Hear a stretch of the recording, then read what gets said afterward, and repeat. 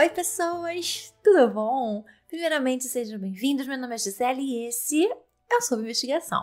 Vou começar agradecendo aos novos apoiadores, como sempre, a Jéssica Souza, a Laís Barreto, a Milena Souza e o Rodolfo Nunes. Muito obrigado a todos vocês, não só pelo apoio, mas por estarem comigo nesse projeto que chama Sob Investigação e também de acreditarem nele, principalmente por acreditarem nele. Você que está aqui me ouvindo também pode se tornar um apoiador ou pela Aurelo ou pela Patreon, que tem links na descrição deste episódio. Na Aurelo, o valor começa com R$3 e na Patreon você consegue acessar o conteúdo exclusivo direto do seu Spotify, caso seja essa a sua plataforma de áudio. Se você quiser e puder, é claro, deixe a sua avaliação, suas estrelas, se você está me ouvindo pela Apple Podcast ou pelo Spotify, e compartilhe nas suas redes sociais que você está me ouvindo. E aí você marca lá o Sob Investigação, é @SobInvestigação no Instagram, no Twitter, no Threads, no TikTok, em todos os lugares. E por último, e não menos importante, o Sob Investigação também está com o seu feed disponível em áudio no YouTube e no YouTube Music, por enquanto, até que eu consiga gravar todos os vídeos, mas você já pode seguir, que ajuda pra caramba, pode ativar o sininho e deixar seu comentário nesse episódio ou em qualquer outro, que lá eu consigo responder vocês na hora, então fica bem mais interativo. Acho que eram esses todos os recados que eu queria dar e eu já me prolonguei demais. Se você está enfrentando uma situação em que teme pela sua vida e a dos seus filhos, se você está passando por abuso físico, psicológico, material, patrimonial, virtual, se você sofre violência doméstica, procure ajuda. Ligue na Central de Atendimento à Mulher no número 180. Ele é um canal para denúncia de violência doméstica, orientação sobre os seus direitos como mulher e também de acolhimento. Converse com uma amiga, com algum familiar. Você não está sozinha. Bora para mais um caso? Você teria vontade de falar pra ele? Por quê? O que foi isso? É essa vida que, quando você gerou esses filhos, é isso que você queria dar pra gente? Eu espero que a justiça tire a venda dos olhos e faça a lei valer. A minha sentença do meu irmão foi dada. A gente vai viver sem a mãe da gente. Maristela Ferreira Juste nasceu em 1964. Ela era filha de Dirce Ferreira Juste e Zaldo Magalhães Juste. A família morava em Jaboatão dos Guararapes, a uns 13 quilômetros de Recife, na região da Grande Recife. Ela ainda muito nova, ela conheceu o José Ramos Lopes Neto. O José, nascido em Recife no ano de 63, era filho de Maria Júlia Lopes Teobaldo e Gil Teobaldo de Azevedo, um advogado criminalista muito conhecido, não só em Recife, mas em toda a região metropolitana. Quando eles se casaram, a Maristela tinha 20 anos e o José tinha 21. Juntos, eles tiveram 2 filhos, a Natália e o Zaldo. Por um tempo, eles parece que moraram na casa dos pais de Maristela. Os problemas entre eles começaram quando José tornou-se um acomodado. Apesar de ele ser relacionado à profissão de comerciante, o José não é descrito como uma pessoa muito chegada a trabalhar ou ao trabalho em si. Ele ficava muito pouco tempo em emprego, trocava constantemente, sempre tinha uma desculpa para não ficar em nenhum. E essa falta de interesse em ser uma pessoa financeiramente ativa na família com 2 crianças pequenas acabou contribuindo para a separação deles. Quando eles se separaram, em 1987, a Maristela já estudava sociologia e trabalhava com venda de cosméticos. Ela, então, foi com os filhos morar em um apartamento e o Jorge ia frequentemente nesse apartamento. Porém, ele passou a segui-la, a vigiá-la e até a acusá-la de estar tendo casos na faculdade. Conta-se que uma vez ela chegou a fazer um boletim de ocorrência contra o José após ele a machucar. Ele puxou o braço dela com força contra a grade do portão do prédio onde ela morava durante uma discussão. Para se sentir mais segura e também para poder contar com a ajuda dos pais, a Maristela volta para Jaboatão dos Guararapes com os 2 filhos, a Natália com 3, 4 anos e o Zaldo entre 1 e 2 anos. E aí ela volta para morar na casa dos pais. Na época eles moravam na rua Amaro Soares de Andrade, número 94, no bairro de Piedade, em Jaboatão dos Guararapes. Após 2 anos dessa separação, no dia 4 de abril de 1989, o José Ramos acompanhou a Maristela e as crianças a uma consulta médica. No retorno dessa consulta, o José para o carro na praia de Barra da Jangada, que fica em Jaboatão.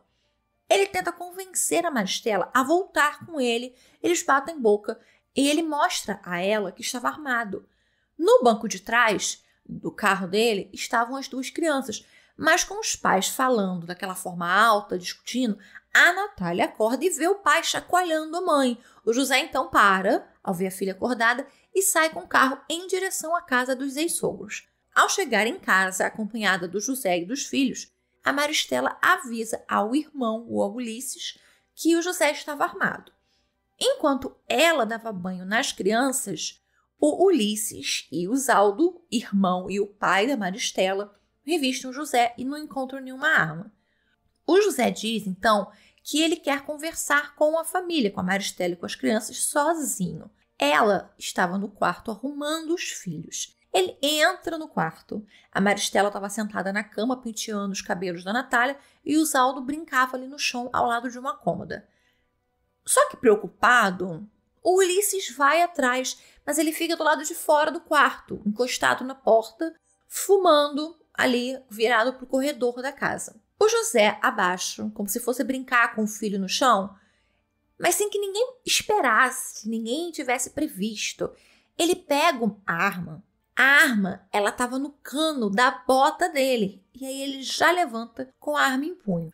Os 2 primeiros tiros ele deu na testa da Maristela. A Natália, com quase 5 anos na época, tentou correr e uma bala transpassou o ombro dela. O José, então, mira na cabeça do Zaldo, que tinha apenas 2 anos e 9 meses, e também atira. O Ulisses instintivamente entra no quarto e o José atira bem no peito dele. E aí ele se volta para Maristela novamente e dá mais um tiro na cabeça dela. Ele sai do quarto tranquilamente e vai até a cozinha, pega uma faca de pão e tenta se cortar nas mãos. O que se relata é que ele pega uma outra faca depois e desfere facadas na própria barriga. O Zaldo, pai da Maristela, consegue mobilizar o José sem ele tentar resistir. Os vizinhos que ouviram os tiros foram direto até a casa e ajudam na imobilização e ligam para a polícia. O José Ramos, ele é preso em flagrante, na casa ainda. Mas como ele estava ferido, ele é socorrido e levado para o Hospital Getúlio Vargas, onde ele ficou internado por 4 dias. Mas essas facadas não foram uma tentativa de suicídio, não. Foram, na verdade, uma tentativa de organizar uma linha de defesa, que seria a autodefesa, que foi o que ele alegou, que ele atirou para se defender porque ele foi atacado e era a razão dele estar machucado. No fim desses 4 dias em que ele precisou ficar internado, ele foi levado para o presídio Aníbal Bruno, ficou lá por 8 horas mais ou menos, e depois foi levado para o hospital do IPCEP, que é o Hospital dos Servidores do Estado de Pernambuco. O José confessou o crime. Ele disse que estava de cabeça quente, que não pensou em fazer o que fez, aquilo tudo que a gente já conhece. As crianças ficaram em estado grave no hospital e sofreram sequelas. A Natália ficou com os movimentos de parte dos dedos da mão direita comprometidos e o Zaldo, devido ao tiro na cabeça, teve afetado todo o seu lado esquerdo do corpo. A defesa do José, encabeçada pelo seu pai, o Gil Teobaldo, começa a impetrar habeas corpus para soltar o filho. O primeiro habeas corpus era sobre o argumento de que ele precisava de um tratamento dentário que só poderia ser encontrado fora do presídio. Mas essa primeira tentativa foi negado. 1 ano depois de preso, no dia 4 de maio de 1990, o José foi solto sob um habeas corpus que eles conseguiram após diversas tentativas. A Natália e o Zaldo, eles tiveram acompanhamento médico e psicológico por anos. O Zaldo até por um pouco mais de tempo.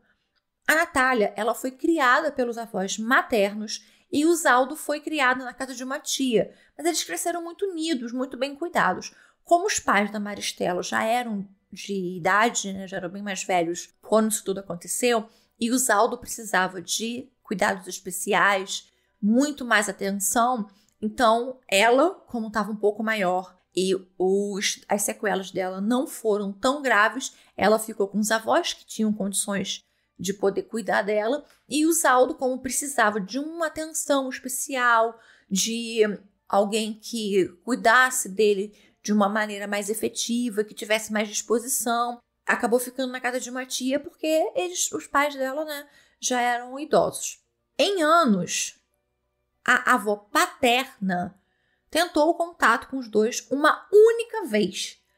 E o avô, que era defensor do filho, entrou com uma ação de regulamentação de visita das crianças em nome do José, estando o José sumido.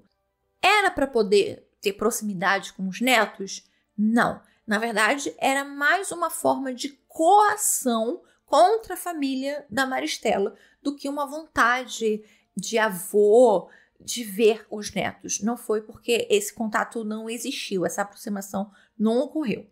A influência do Gil Teobaldo é muito citada nas fontes para explicar a demora que todo esse caso teve. Lembrando que o crime aconteceu em 1989 e ele foi preso e solto em 1990. Então a gente começa com a anulação do inquérito policial, com testemunhas tendo que depor mais de 3 vezes dentro do mesmo inquérito. Também tem a questão do José trocando a sua defesa por 5 vezes seguidas para postergar o caso, já que a cada novo advogado se pedia vistas e o que demorava mais um tempão para que esse processo tivesse andamento.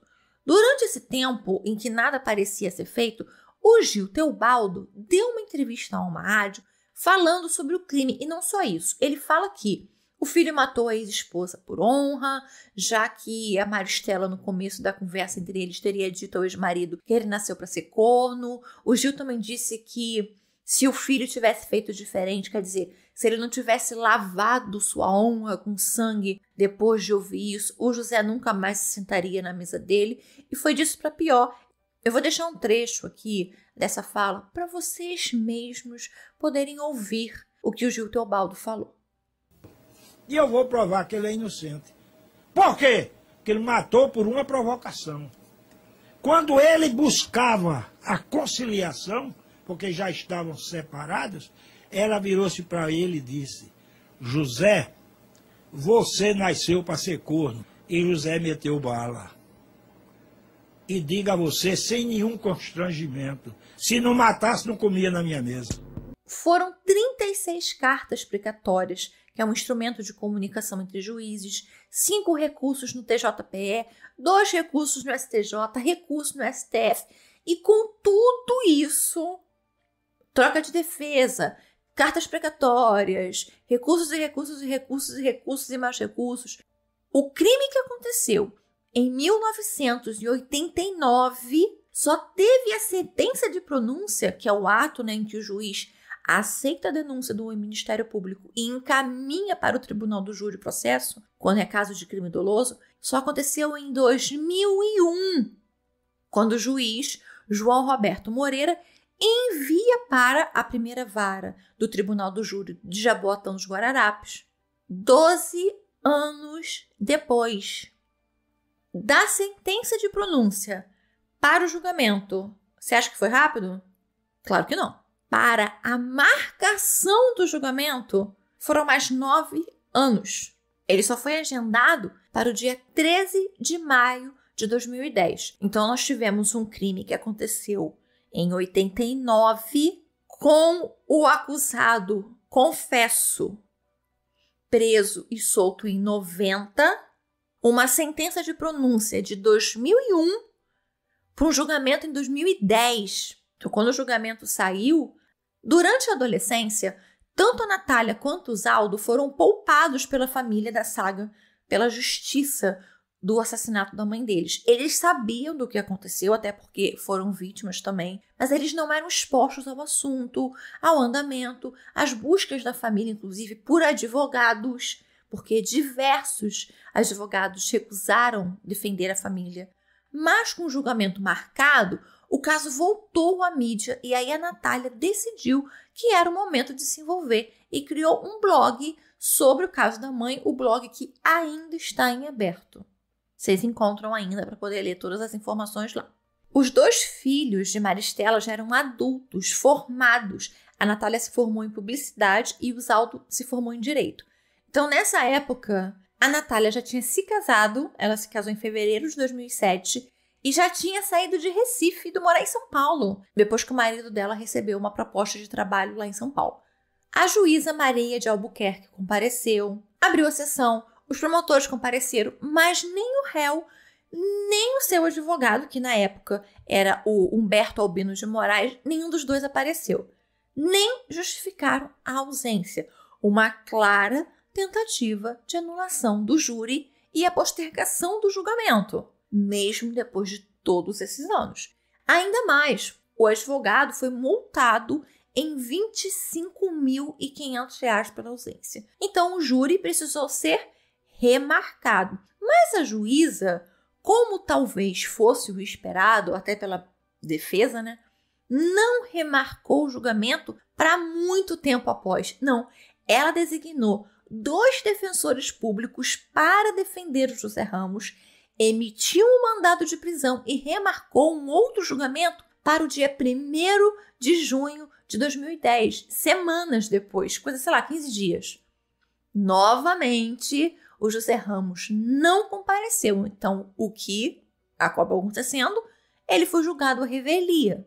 A juíza foi a mesma, os promotores foram o Edgar Braz Mendes e a Natália Campelo, e a defesa foi capitaneada pelos defensores públicos, a Flávia Barros de Souza e o José Inácio Cavalcante. E o júri foi formado por 4 mulheres e 3 homens. E no fórum compareceram pessoas do Fórum de Mulheres de Pernambuco, representantes da OAB e a família da Maristela. A defesa alegou que, os defensores públicos, que o José, ao cometer o crime, não teve intenção de atirar nos filhos e no ex-cunhado, tentando fazer cair um pouco, talvez, as acusações de tentativa de homicídio. A Natália prestou depoimento no júri, contou que ela lembrava de como viu o pai virando e atirando em todo mundo. Então foram 15 horas de julgamento e, no final, José Ramos foi declarado culpado e condenado a um total de 79 anos em regime fechado. Pelo homicídio duplamente qualificado, foram 21 anos, somados mais 5 anos e 6 meses pelas qualificadoras. Então, 26 anos e 6 meses, que teve uma diminuição de 6 meses pela confissão. Pelas tentativas de homicídio contra os filhos, foram 19 anos e 6 meses por cada tentativa de homicídio. E pela tentativa de homicídio contra o Ulisses, foram mais 14 anos. O José Ramos estava o quê? Foragido e condenado. Então, a próxima luta da família da Maristela era conseguir com que ele fosse preso. Em setembro daquele mesmo ano, de 2010, o Centro de Referência à Mulher da cidade de Jaboatão dos Guararapes recebeu o nome de Maristela Juste. Então, virou Centro de Referência à Mulher Maristela Juste. O Disque Denúncia ofereceu o valor de R$3.000 por informações sobre o paradeiro do José Ramos. E a família da Maristela complementou esse valor até fechar em R$10.000. Tanto a FBI quanto a Interpol chegaram a ser acionados porque o José Ramos tinha parentes nos Estados Unidos e a polícia brasileira temia que ele tentasse fugir para fora do país. Passou o restante de 2010, 2011 e quase todo o ano de 2012 e nada de novidades. 13 pessoas ligaram para o Disque Denúncias com pistas sobre o foragido, mas nenhuma pista dava em nada. Mas uma acabou dando. Nos últimos meses de 2012, uma denúncia anônima entrou dizendo qual era o endereço onde o José Ramos estaria morando. E era bem mais perto do que se podia imaginar. No dia 29 de outubro de 2012, o GOI bateu a porta de uma casa no bairro de Espinheiro, em Recife, 16 quilômetros do bairro de Piedade, em Jaboatão, onde tudo aconteceu. Uma senhora abre a porta, a polícia avisa o que estava fazendo ali com o mandado de busca e apreensão e no quarto de casal da casa, deitado, tranquilo, o José Ramos estava. E aí ele é preso. Ele estava na casa da esposa dele, mãe dos 2 filhos que ele tinha tido. Em todos os anos como foragido, O José Ramos Lopes Neto trabalhou. No momento da prisão, ele estava trabalhando com algo relacionado à agricultura. Ele casou, ele teve filhos, ele viajou entre o Piauí, Maranhão, Mato Grosso. Ele ficou até um tempo morando no Paraguai. E um mês antes, em setembro, ele tinha voltado para a casa da mulher. Alguém o viu e denunciou a sua localização. Aí, você talvez tenha pensado por um momento, foi preso, acabou. Acabou não. A defesa dele, de novo, até porque deu certo uma vez, lá em 1990, então ela impetrou um habeas corpus no TJPE, Tribunal de Justiça de Pernambuco. Negado. Pediram habeas corpus, então, ao STJ, Superior Tribunal de Justiça. Negado. Pediram, então, ao STF. Negado pela ministra Carmen Lúcia, Superior Tribunal Federal. Agora acabou, né? Não, acabou não. Os advogados brasileiros que não desistem nunca, mesmo com toda essa situação, deveriam ter desistido, mas não desistiram não.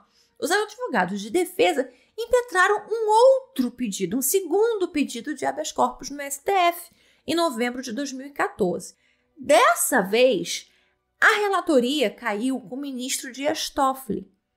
O ministro votou a favor do habeas corpus, dizendo que havia ilegalidade no julgamento, conforme a defesa alegava, e que a ilegalidade estaria na ordem da juíza em nomear defensores públicos para o réu, o que não permitiria o princípio da ampla defesa que está lá assegurado no artigo 5º da Constituição Federal. O que significa isso?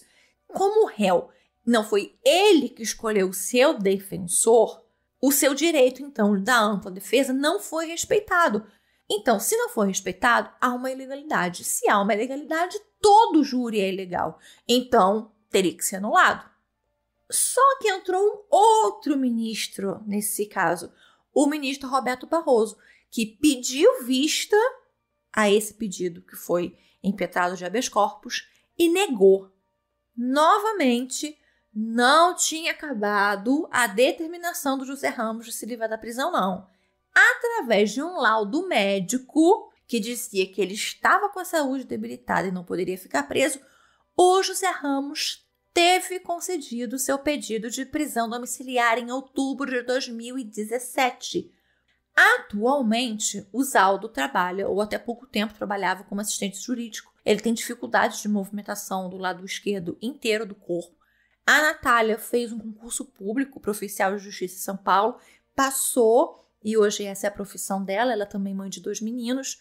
O tio deles, o Ulisses, que também foi uma vítima do José Ramos, infelizmente faleceu de complicações da AIDS em 1999. Ele acabou indo embora desse plano sem antes conseguir ver justiça pela irmã, que ele perdeu, também justiça para os sobrinhos e para ele mesmo. Esse foi o caso de hoje do nosso spin-off sobre casos de feminicídio. Como sempre, roteiro, fontes, bem mais fotos estarão disponíveis no blog do Sob Investigação. O link estará na descrição deste episódio. Eu também vou deixar um post no Insta, que se você não segue, está convidado a seguir. É @sobinvestigação. Esse @, como eu disse, é no Twitter, no Instagram, no Threads, no TikTok, onde eu sempre faço vídeo lá com um resumo dos casos. Então você pode seguir, fique à vontade.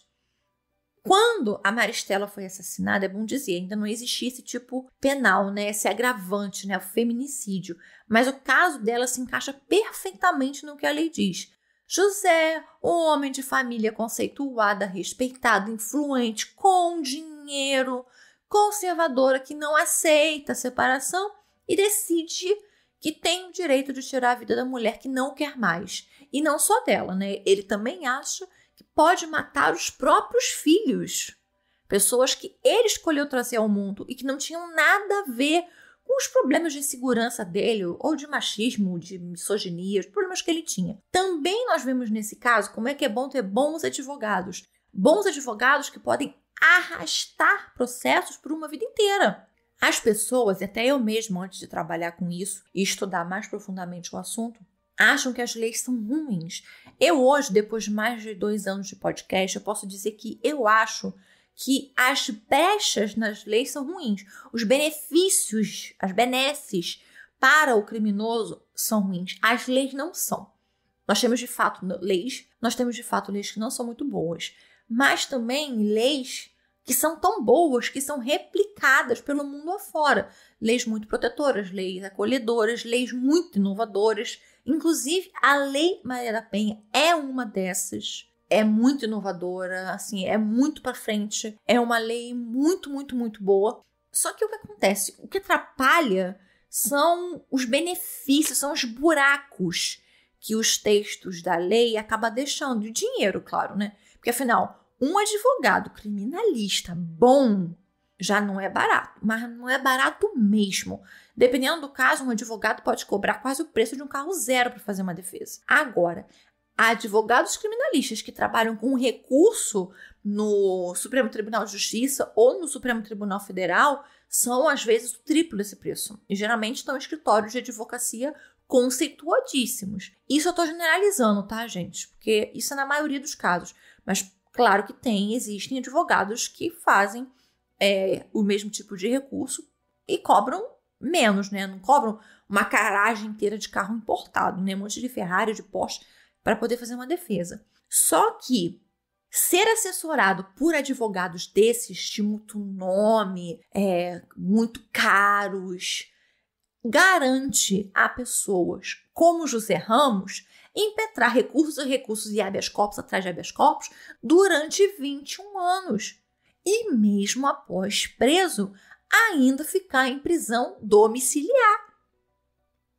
Eu acho até, gente, olha, assim, a minha opinião pessoal é de que recursos, a possibilidade de ter esse instrumento dentro da lei, eu acho até importante. Eu não posso dizer que é de todo ruim, gente, porque muitas pessoas inocentes já saíram da prisão devido a esses recursos, a anulação de julgamento e outros atos jurídicos que estão disponíveis no Código Penal ou em outro código.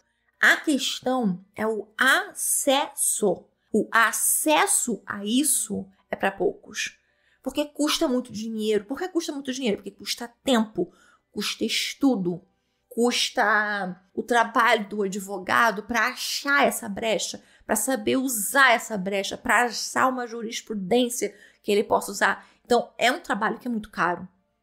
Se, gente, tiver alguém aqui de Recife ou de Japoatão que souber de alguma novidade desse caso após o ano de 2020, uma coisa muito mais atual, sinta-se à vontade para nos contar, já que as últimas notícias já têm praticamente 4 anos. E se você gostou desse episódio, também se sinta à vontade a deixar a sua avaliação no podcast e curtir o post depois lá no nosso Instagram.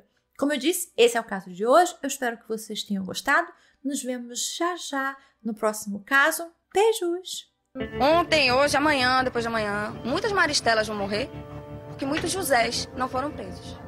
Então, eu acho que enquanto a própria lei não se adequar à realidade, infelizmente, que é o país da gente, vai ser assim.